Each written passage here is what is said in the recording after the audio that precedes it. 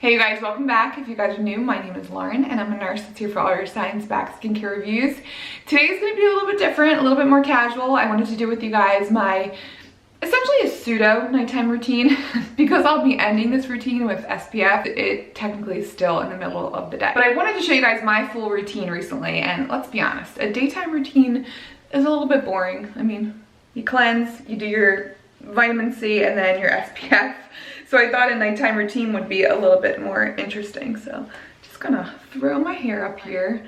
Let me turn the camera. So because I do have a full face of makeup on with some SPF on underneath, I did film this morning, I'm gonna use a cleansing balm first. And the cleansing balm, you guys know I've been loving, is the one by Glow Recipe, the Papaya Sorbet Enzyme Cleansing Balm. Oh, it's literally, like the name, a sorbet. It's such a whipped consistency. I love it. Smells amazing. Oh my god. Literally smells like you're slicing into a fresh cantaloupe. It's so great. But it's really effective. It really does the job. Gets off all your makeup. And it doesn't leave like an oily feel, but just a nice hydrated feel to the skin. I love it so much. And you can see it just like annihilates makeup. Oh, feels so good. It's so refreshing. You can see all my makeup is essentially off. But I do want to go in with another cleanser, the Derma E Skin Distress Calming CBD Cleanser. This one is great to follow with a cleansing balm because it's light, it's not harsh, there's no sulfates in here. I just like that. You don't really get much foaming from it. It's not a gel cleanser, it still has some creaminess to it, which is why I like it. It doesn't leave the skin feeling stripped, but it gets off those extra oils from the cleansing balm. I also wanted to give you a little pregnancy update. So as I'm filming this, 37 weeks, this will probably go up the week before I deliver, and my birth plan. I wanted to talk to you guys a little bit. I wanted to hear your previous experiences, because I have some hesitation. So my first daughter was born, I guess you would say naturally. My water broke at home and she was 5 days late. I was 40 and 5. Ended up pushing her out. It took 2.5 hours, but I did end up pushing her out. All right, I wanted to clarify here. When I say natural, I just mean vaginally. I have yet to give birth. I don't think I will ever be able to give birth without drugs. And I just wanted to include that because I didn't want to take away from any mom that has accomplished that amazing feat.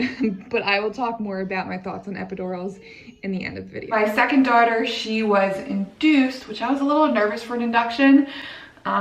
Just the fact that labor wouldn't come on naturally, and I don't know, like, is that going to prolong labor? My doctor was saying that studies showed now that inductions don't slow labor, especially if you've already had a successful vaginal delivery. So the second delivery was great. Oh my gosh, I pushed her out in 15 minutes, got the epidural. It was amazing. Couldn't have gone smoother. Before I go in with my serums, I wanted to use the Rice Toner from the From brand. This is a Korean skincare brand. I love this toner. It's called a toner, but it does not have any active ingredients like any AHAs or anything like that. It's just an extra added hydration bonus in my routine. And if you apply an essence before your serums, it may help the penetration of them. Now, be careful doing this before a retinol because you're gonna get even enhanced results and you may get some more irritation from your skin being wet. Because your skin being wet actually enhances the, like I said, the penetration of the product. But I love this toner so much. Oh my gosh, it feels so good on the skin. Just a watery burst of hydration. It does not feel sticky at all. And I can't say that I'm seeing brightening from it, honestly, but there is rice extract in here that is supposedly supposed to brighten the skin. So any extra additional benefits I can get out of a skincare product, I'm all about. And this is nice and gentle, but if anything, I just like that burst of hydration. Now this time, baby boy in here, he is big. At my 34-week growth scan, he was measuring 2 weeks ahead. He was 6.5 pounds already. So they did not recommend a section. They're saying they're not doing sections for bigger babies. But I guess if you're really insistent, sometimes they will do it for bigger babies. But my doc also said the growth scans were a lot of the times not accurate. So she was like, I would hate to section you and then out pops a 7-pound baby. We don't have like a 9-pounder like we're expecting. Okay, so right now I'm applying the Paula's Choice Discoloration Repair Serum. This has tranexamic acid in here and then also bakuchiol. Tranexamic. I feel like I always say that name wrong. I wanted to give this a go and compare it with the Drunk Elephant Protein Power Peptide. First of all, I wanted to try this out to see which I would like better, but I also wanted to just compare the results, see which had a better effect on my melasma spots. So I'll do a follow-up video and I'll compare the right side with my left side. I already took pre-pictures, so you guys will see my results. But so far I've been liking this. I don't know if I've been seeing a big difference yet, but we will see. This is a little bit more creamy than the Drunk Elephant, and it doesn't feel as harsh as the Drunk Elephant also. But I like it. It doesn't flake. It goes well with other skincare products. The Drunk Elephant, when I first used it, I got some immediate redness and tingling, but I feel like I've gotten used to it. I really like it. My skin the next day feels really resurfaced. I do feel like I've been seeing some lightening. I have let me zoom you guys in. You can see I have a lot of melasma, especially I have this dark spot here. And then on the left side, I have like 4 spots over here. Yeah, so we'll see how this goes. So look for that video to come. I'll definitely do a follow-up.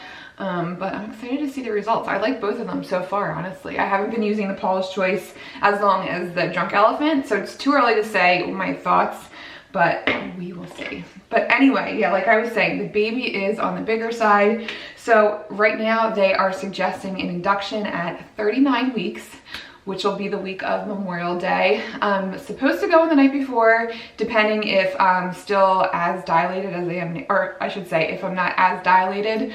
Right now I'm 1.5 centimeters, so not much, I'm getting there. But I think if I'm 3 centimeters, they'll take me in the day of. And when I come in, they'll give me the Cervidil pill, which starts to thin things out down there, and it starts contractions also. I know last time it really got my contractions going, and then I'll definitely be getting an epidural. I have so much respect for women out there that can go through a natural delivery. I'm like in awe when people tell their natural delivery stories. I'm like, how do you do it? But I have to admit, I am admittedly a wuss when it comes to pain. I have such a low pain tolerance, so I will be getting that epidural as soon as they tell me I can. Last time I think I got it pretty early. I think I was almost 4 centimeters. But whew, those contractions were brutal, so I was very thankful for it. And then the whole delivery went so smooth, and I was able to push her out pretty quickly. I hope it goes like that this time. I'm very nervous because the fact that he is big, and I see very scary stories in the NICU that I work at. When babies get stuck, they can have brain injury, they come to us already having seizures, we end up having to cool them, all of these scary things, shoulder dystocia. Of course they went through all that with me again, and I told them what I did. They're like, okay, so you have some firsthand experience with this, so you're probably scared to death. I'm like, yeah, I am.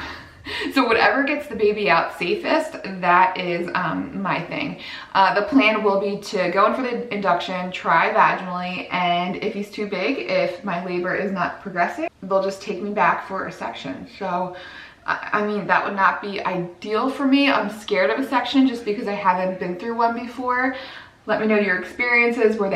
Was a section better than you thought it would be? Was it worse? I'm terrified.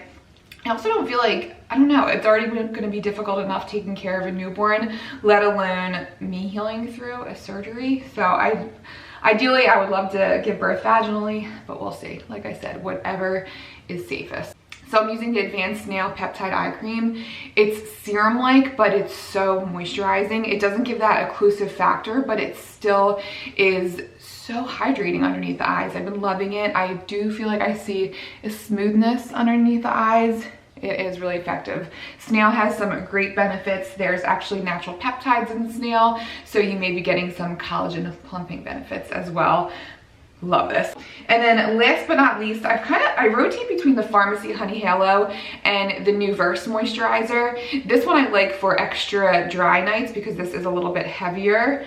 This moisturizer is so thick and luxurious, but the price isn't like luxury pricing, you know? I mean, it's pricey. It's a Sephora moisturizer. So yeah, that is the plan. I'm gonna go in at 39 weeks, get induced.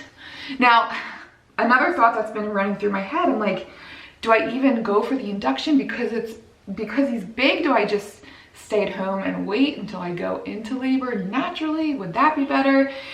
Those are all questions that I will ask my doc at my next appointment. I would love to just go in, have it scheduled, be able to drop the kids off at my parents'. and not be rushed like in the middle of the night. The plan is if I go into labor in the middle of the night, my mom's gonna come over here to watch the girls or just stay here while they're sleeping. So as of now, hopefully, you know, we'll just go with the induction unless my doc says otherwise. And hopefully it goes as planned. It'll go nice and smooth like my daughter's delivery, and I can push him out in a few pushes and it's gonna be fine. But we're excited, especially my husband. He cannot wait to have a little man running around the house. It's gonna be so different. We got to stock up on some boy toys. We have a lot of pink going on in this house right now. And the girls are excited too. My 2-year-old, she doesn't really know what's going on, but she does love little babies. So I feel like she'll love taking care of him in her toddler ways. It's going to be interesting. We'll definitely have to have our eyes on her. My 4-year-old, I think, is going to be super loving. She is so sensitive and nurturing. So she's going to be a great little helper. But yeah, we cannot wait. But okay, it's been a little bit, it's been maybe like 10-15 minutes or so. My moisturizer has dried down a little bit. Like I said, it's in the middle of the day, so I am going to apply some SPF. I'm gonna go for the Bliss Black Star Invisible Daily Sunscreen. This is an SPF of 30. It is a full mineral sunscreen. Now the thing with this for me, it's not as hydrating as I would like. The tint reminds me a lot of the Dermatology sunscreen. It's a little warm toned, but very natural, and you do get a little bit of coverage from it. But I would appreciate a little bit of more moisture from it. But if you're normal to oily, I think it is a really nice sunscreen. If you're super dry, just make sure to moisturize in the morning. But again, just make sure your moisturizer is dried down because you don't want to dilute out your SPF. But yeah, I'd love to hear some of your birth stories below, hopefully the good ones. Oh gosh, everybody likes to tell you all the scary birth stories when you're pregnant. If you went naturally, how did it go? Was it more bearable than you thought? Was it absolutely horrible? And next time you would go for an epidural if you had the choice. And another thing too, I can't imagine going through getting an epidural and it not working. I've been hearing so many stories of that happening as well. So hopefully this epidural works as good as my first two, and it'll be fine. It'll be just fine. Can you tell I'm getting nervous? I think when the days here, you know, I feel like with my first 2 pregnancies, towards especially that last week, I didn't even care how they came out. I just wanted them out. You're just so done at the end of pregnancy. Although it's so bittersweet because even though I'm over being pregnant, I'm gonna really miss being pregnant as well, especially knowing that this is probably gonna be our last baby.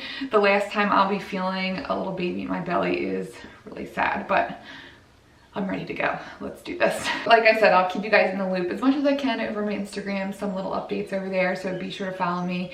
But thank you guys so much for watching this video. Let me know your favorite products right now that you've incorporated into your skincare routine. I'd love to hear what any new SPF favorites, any new SPFs that you'd like me to include in that future SPF video. I'd love to know because the SPF is one of those things that I love testing out because they're so polarizing. They could go so well or so bad. So I don't know, they're just fun to test. But thank you guys again for watching, and I will see you guys in my next video. Bye.